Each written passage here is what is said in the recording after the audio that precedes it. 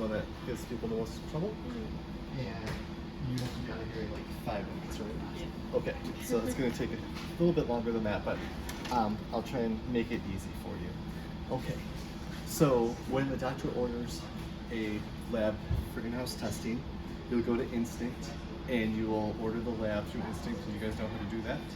Excellent. When you come over here, you'll hit this button with the computer with the arrow. That is the worklist button, and any testing that you've ordered will show up here.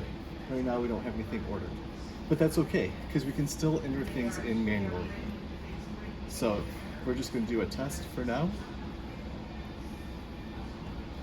And for animal, you always want to make sure you're selecting the correct species. We're going to say this is a dog, and it's always going to have the sample type of plasma or serum. So 99% of the time we are going to be using plasma. So the doctor ordered you to draw blood, which you did, and you filled up this HESKA green top tube, the Fuji film one, 1.5 mils. So the minimum you can put in here is 1 mil, which is the second line here where the blood would be. It's the buffy coat. Then you'll go ahead and spin it for 5 minutes. So as you guys have learned, the centrifuge does not have an on-off button. You just close the lid, it'll spin for 5 minutes. While that is spinning, you'll want to take out your test. This needs 5 minutes to warm up. So take this out, spin this, set the timer, everything will be ready to go when you're ready to go. So while that's done spinning, as you can see, we have a 1.5 milliliter tube holder. That is specific for this 1.5 milliliter tube. You'll take it out of the centrifuge and you'll go ahead and take the wooden applicator sticks. You need 2, so go ahead and break them in half, and you'll get better at that than I am. And you'll want to go ahead and check for a fibrin clot. So you just take the 2 ends of the stick into the plasma here, spin around, making sure not to break the buffy coat, and separate and make sure that there's nothing stuck to it. That means there are no clots. Then you can go ahead and take the sample and put it into the tube holder. All right. So after that, you'll go ahead and open the pouch and get your slides together. So they come in the E-wrap, so they're all are one stack.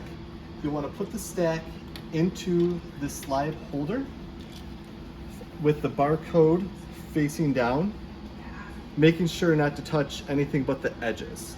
So the barcode should be facing down, and you put the weight on top, and you can go ahead and pull that piece of plastic off. Excellent. If you are going to be running electrolytes, you'll want to make sure that the electrolyte slide, with the one with the arrows, looks exactly like the picture in the analyzer itself. So you're going to put it in facing that way. After your slides are loaded, you'll go ahead and put the weight on. You will put the slide holder back into its spot, and you will hit start. Once you hit start, let's see what happens. It'll go ahead and start spotting. So actually, I'm sorry, you can keep that up and you can see the analyzer. Normally we like to keep this down while it's in progress. But it's taking its time because it hasn't been used in a little bit.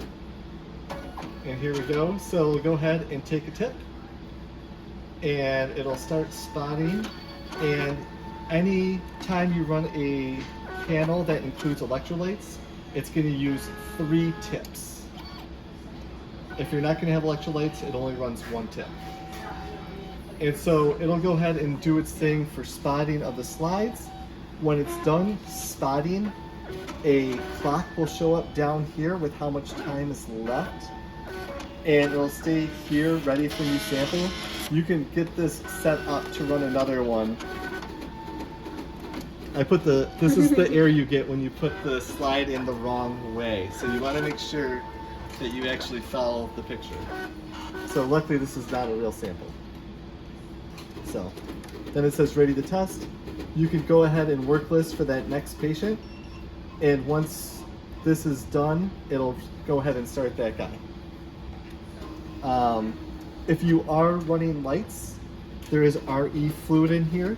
This gets changed every 12 hours, and I believe there's someone in your team who does it. So, any questions about how to run a chemistry sample?